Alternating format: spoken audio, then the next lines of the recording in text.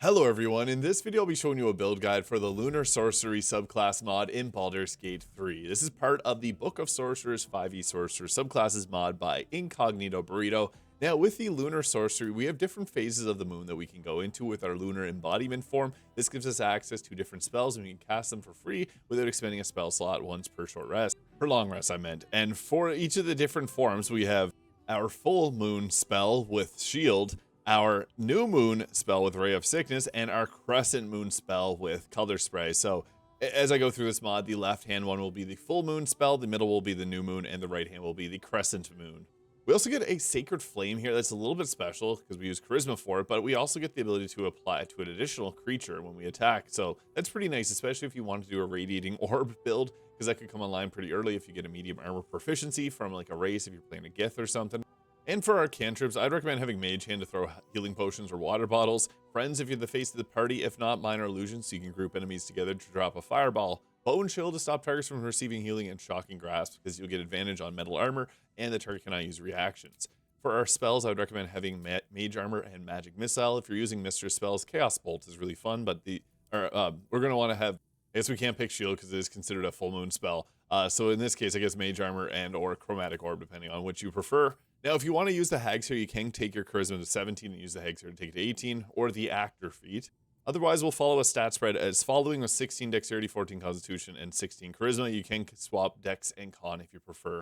Level 2 gives us Meta Magic, Distance Spell for 50% increased range, and Twin Spell so we can Twin Haste. Those are the two best choices. We'll then take Thunder Wave because the pushback can be nice. Sometimes you can knock people off the ledges for an easy knockout. Level 3, we got our Full Moon, Lesser Restoration, New Moon, Blindness, and our Crescent Moon, Enthrall. We also then get a level 2 spell, Scorching Ray and or Hold Person, best choices. I like Hold Person if you want to play a support role, or Scorching Ray if you want to go more into damage, but you can take both because Hold Person will set up for double damage with Scorching Ray, and with the Quicken spell you can do that on the same turn. That's going to be a really high burst damage option if you want to long rest often. So we'll roll with that. Quicken spell is just a huge part of why the Sorcerer is so great. Level 4 gives us another cantrip. We can grab, I guess, Firebolt to explode some things. And then for our spell, I would recommend Hold Person. If you want something a little different, Mirror Image for a +9 to your armor class, Misty Step to teleport, and Crown of Madness or Cloud of Daggers can be pretty fun too. This is going to make the target attack another target, and they'll sometimes get attacked back. And Cloud of Daggers just makes it so that you're guaranteed damage as well. We'll also take for a feat either +5 to our initiative with the Alert feat, or we can go with an increase to our Charisma. I also mentioned the Alert or the Actor feat. And then the Hags here, if you have that, could take your Charisma up to 20 at level 4, which is obviously pretty nice. Level 5 is a big power spike. We get Remove Curse, Vampiric Touch, which is just okay, but Slow is an underrated spell. Basically, if you have 6 fighters and they can do 3 attacks, if you cast Slow on them, they only get to do 1 action and 1 attack, so it really does draw down the power level of certain fights if you know when to use it. Now, Counterspell is a really effective spell to have here. Stop a spell from being cast is really nice, but Lightning Bolt is a good choice if you want to go more on the offense. The Sorcerer can fill kind of a support damage role nicely. But level 6 is when we get our subclass feature, Lunar Boon. So whenever you use a meta magic on a spell of a school associated with your Lunar embodiment phase, you reduce the sorcery cost by 1. So Full Moon will get Abjuration and Divination spells. New Moon will get Enchantment and Necromancy spells, and Crescent Moon will get Illusion and Transmutation spells. And this doesn't actually work properly with Twin Spell due to how it in the game calculates a sorcery point cost for it. So what they did is they homebrewed in a little fun ability so that it allows you to target an additional creature.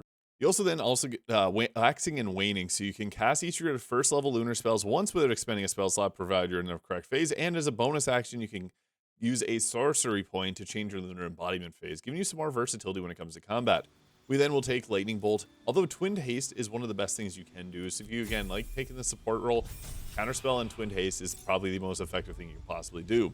Now we got more spells here. We got Full Moon, Death Ward, New Moon, Confusion, which is a very good spell, and Illusion for the Crescent Moon. So Great Illusion, or Great Invisibility is really nice because you can use this on another person. Let's say you have a ranger with Pass Without Trace for +10 to stealth checks.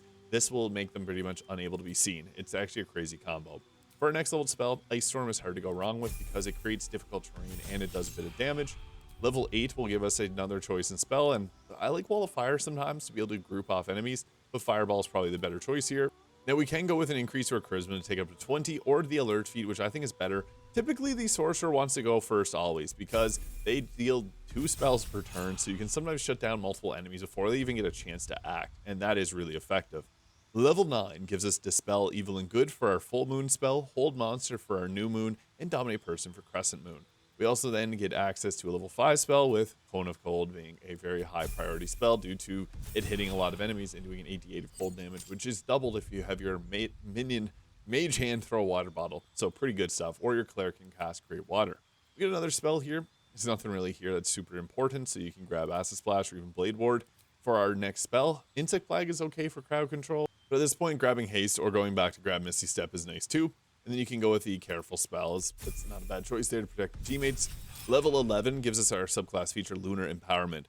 So when you're in your Lunar Embodiment phase, you gain additional benefits. So when you're in your full moon, you shine a bright light in a 10 foot 3 meter radius around you, granting a light and advantage on investigation and perception checks. For the new moon, you get advantage on stealth checks, and while you're in darkness, attack rolls against you will have disadvantage. And the Crescent Moon will give you resistance to necrotic and radiant damage. Pretty nice just to have these at passive. Now, for our level 11 spell, we get access to some of the best in the game, Chain Lightning and Globe of Invulnerability, depending again if you were playing more of an offensive or defensive role on your team. Both are great to have. And then we'll take the opposite at this level, although Sunbeam can be good, especially if you're speccing into radiant damage, because radiating orbs are so good and you can continually keep casting that and blinding enemies. Now, we can go with the, if you want to go with the Warcaster feat to give ourselves advantage in saving throws, or an ability score improvement to increase our charisma. The tough feat and even the lucky feat are 2 good choices as well. Now, you can stop at level 12. I'm going to show you level 20 because there are some other abilities here, so you can stay tuned if you want to see that. We'll grab Sunbeam there for the kind of the opposite of the moon, sun. We'll then get at level 14 the Lunar Tide. You can use your Waxing Waning feature to change your lunar body without expending sorcery points. So it's now a bonus action, swap your lunar form. Somewhat similar to what the Star Druid gets in Baldur's Gate 3 base game without a mod. We just continually keep grabbing spells, so it's your choice at this point. Nothing super dire to grab. I guess you could grab Misty Step or the Mirror Image spell. We'll then get another feat here. I like to take Tough for the extra 2 health per level, as the Sorcerer needs a little bit extra survivability. Level 17 gives us another choice in spell here. If you have a Cleric with Hero's Feast, you can block out all the damage of Cloud Kill. It's kind of fun. Wall of Fire being another fun spell, but we'll grab Misty Step, and then you can grab Extended Spell there if you want it. Level 18 gives us our Lunar Phenomenon, so it's tap into a special power of your current Lunar Embodiment phase. So the full moon, you can radiate a blinding light, which will blind enemies around you, and you gain the ability to cast Lunar Remedy once this turn, which will give a 3d8 heal, I believe it is. There's also the Lunar New Moon Phenomena here, which this can stop enemies in their tracks until their next turn, and you become invisible until the end of your next turn. And then there's also the Crescent Moon here. Teleport yourself and one adjacent ally to a place you can see. You and that ally gain Lunar Resilience, which means you take half of all damage until your next turn. That's pretty powerful, but again, this is a level 18 ability, so not everyone's going to get this. So Panic Heal, a blind as well to protect the team. This basically will just stop enemies in their place, and then you become invisible. And this one makes your entire team, or takes you and your teammate away, and then you get the resistance to damage, which is fun. Some pretty cool abilities. You could add in 2 levels of the fighter at this point to get yourself Action Surge for another spell, which is crazy because then we have a bonus action spell, and that'll give you armor proficiencies. You don't have to take this up to level 20, as the last feature is at level 18. Now, I mentioned you could multi-class into the Cleric and use Tempest Domain. IncogneatoBurrito made a good point. You could also go with something like the Life Domain, because this can give you a boost to your overall healing spells, but you don't have to multi-class it. It's just a fun option.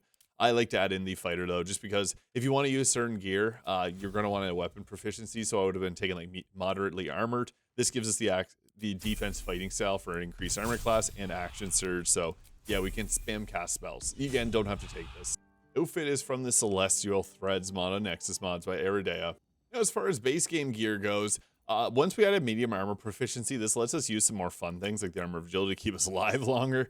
But we also in the early game have options like the Potent Robe, which adds your charisma modifier to your cantrips, or the Aroma Supreme defenses. There's a lot of different light armors and robes in the game that you can go with if you wanted to, until you add in armor proficiency. And there is some races that get medium armor proficiency, which we want because the Armor of Agility is so good.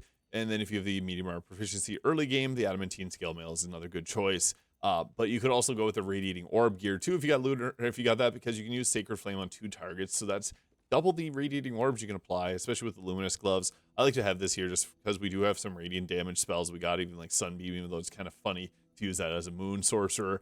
We also get the Boots of Stormy Clamor here, which will apply reverberation after we apply that condition. And then we also get the Coruscation Ring to further apply radiating orbs if we're illuminated, and we can illuminate ourselves with the full moon form. Then we also get the Coruscation Ring here, which will add additional 2 points of radiant damage. It's not appearing.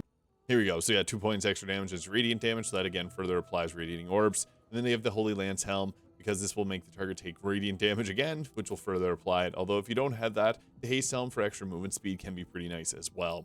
And it's an Act 1 item.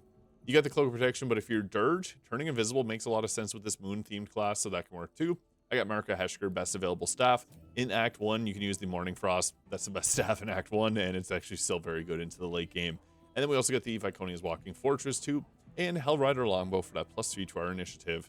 If you don't have armor on, throw mage armor on before you do anything. And then we're going to go into our lunar embodiment form. You're going to glow when you go into the full moon, because this is going to give us a light source. It's cool. I love the little moon that appears before you go into this here. But yeah, you can also then use your lunar phenomena at any point, but only castable per long rest. And then if not, you use your sorcery points to cast it.